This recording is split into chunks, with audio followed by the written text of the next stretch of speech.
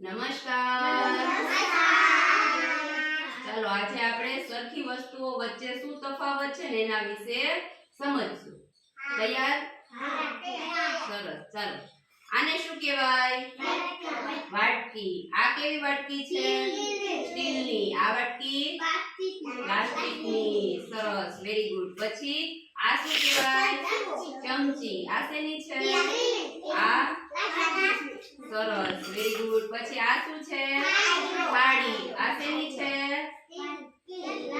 આ પ્લાસ્ટિકની. આ પણ બેને કહેવાય શું? થાળી. હા. હવે આ શું છે? હા. આ શેનું વેણું છે? પ્લાસ્ટિકનું. આ લાકડાનું. સરસ. પછી આ શું છે? ફૂટપટ્ટી. આ શેની છે? આ સ્ટીલની. Very good. પછી આ બે શું છે? તવીથા. હા. આ શેનો છે?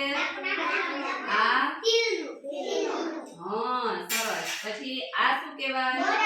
બોટલ. હવે આ શેની બોટલ છે? અને આ પ્લાસ્ટિકની. Very good. પછી આ શું છે? ગોરા ઢાંકણું. શું? આ શેનું છે?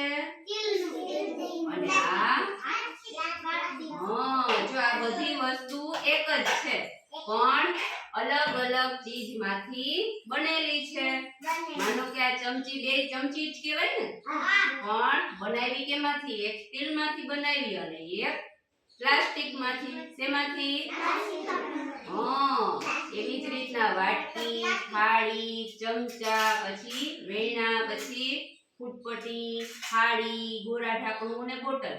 બધા આને કહેવાય બોટલ જ, પણ બનેલી અલગ અલગ માંથી છે. આ પ્લાસ્ટિક માંથી છે, આ સ્ટીલ માંથી. સમજાઈ ગયું બધાને? સરસ. તાળી પાડી દો.